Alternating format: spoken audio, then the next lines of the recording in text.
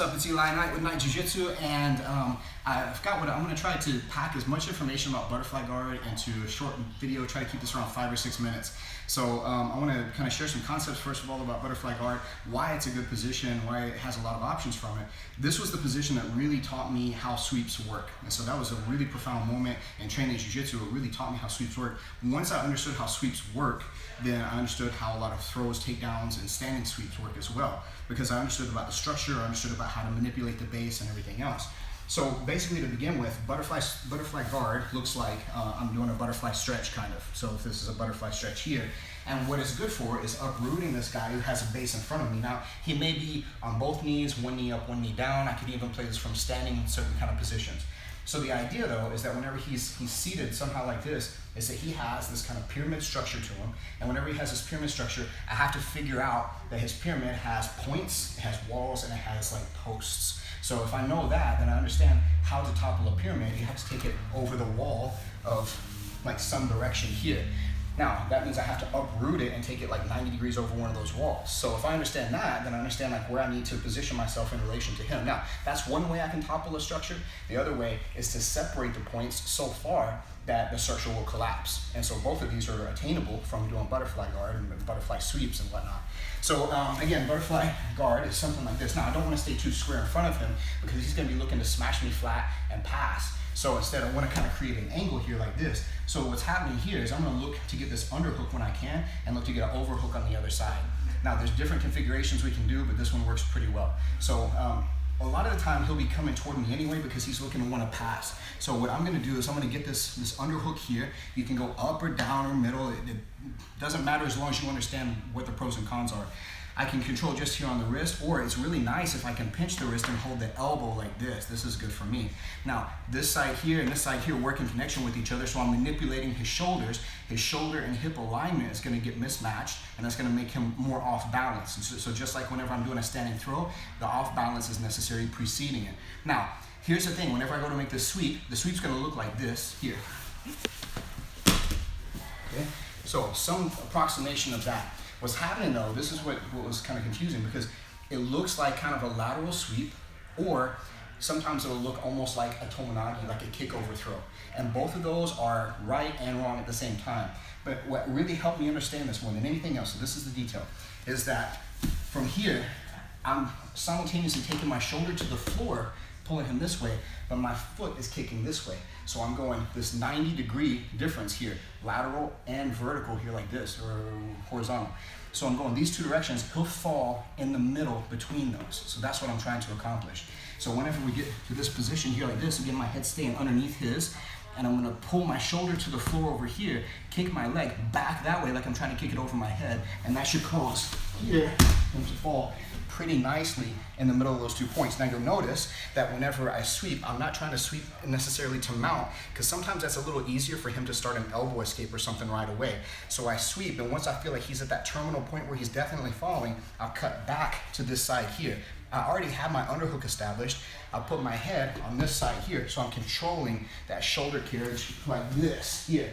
And then from there, maybe I can kick my leg free here, or if he's really clamped down on my ankle like a quarter guard, then I can try to kick free. If it's not working, I cut back across to mount. Right? If he's kind of wise to the butterfly guard game and he knows that if he leans forward too much that I'm going to sweep him, he'll kind of play tentatively sometimes, and he'll kind of sit back. So some good options that we can look to do from there is I can try to elicit his response to come inside. I may grab here like this, and when you're grabbing here, just like in wrestling, I'm not just going to caress the back of his neck. I'm going to kind of smoke the back of his neck here and chop down on it, and then that's going to get him off balance a little bit in itself. And then I can kick over Marcelo Garcia style, if you watch the way he does it, who's the best in the world at butterfly guard.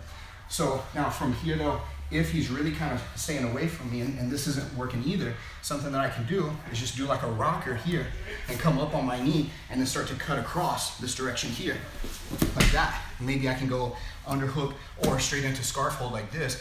Because he was leaning back so far, that was the wall that was the most effective to take him over.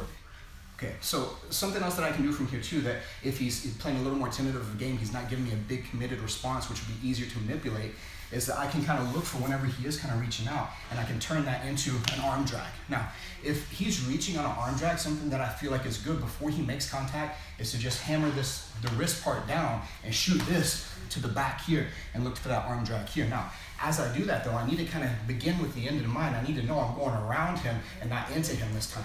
So whenever he's here and I look to do that, then I'm gonna scoot out beside him. This may be the result of me looking to try to take his back off of here, which is very good. I could also look to maybe go to like the truck or something from here, look to attack the calf slicer. Now, so another way that the arm drag can work in this too, just to kind of round things off and show you it's not just all about sweeps from butterfly guard, but you can actually set up submissions as well, is that if from here, this is the arm drag on this side, if from here he's reaching out and then I'm able to like cut here this way and scoop that arm across, then I can reach up and cup the back of his neck here like this. Now the cool thing that's happening here is that since I have his arm and his neck together, I can look to start setting up my Darce choke this way. If I want to finish, it's probably not best to finish from seated, so I'm going to let this foot kick across to this side over here, fall to my shoulder, and let this leg kick and turn him over here this way. And then I've got a nice finish there, or pass all the way to the other side and finish from the top position. So one more time, just real quick on that one. Whenever he's reaching in, I pass, I drag here. On the drag, I go low down by the wrist, deep by the tricep, drag him past, and you notice this one here is gonna catch the back of the neck, lock everything in nice and tight. Not for very long, I can't stay here for a while, but this tricep's gonna come in here this way. Here. So then I go to lock it up here. I know he's gonna be looking to pass. I don't want that to happen, so I kick this foot back across here this way, and then I drop my shoulder to the floor, extending this leg out here, and then finish from here maybe, or maybe if it's tight enough, I can kick all the way to the other side, finish from the top position, right? So, I could easily make this like a 4-hour-long video and keep on spitting out more information about this, just because there's so many things, so many different levels and layers to unpack with butterfly guard. It goes really deep, and once you start to really understand how the structure works though, that's when you can really start to be creative with your own way that you play butterfly guard. You find the best positioning for you, best control points, everything else. And it really is one of those positions that really start, once you start to understand it, really allow you to apply your own kind of personality to it. And that's when you start to develop kind of your own style of jiu-jitsu, is whenever you understand positions deeply enough to be able to get creative with them and put things together and they actually functionally work. So that's a fun feeling whenever that starts to happen, guys. So anyway, hopefully this helps. Whether you've been playing this or not, this is something for you to look at and kind of polish up some of those points. Let me know what you think about it, guys. Keep watching Night Jiu-Jitsu. Like, subscribe, all that stuff. Appreciate it.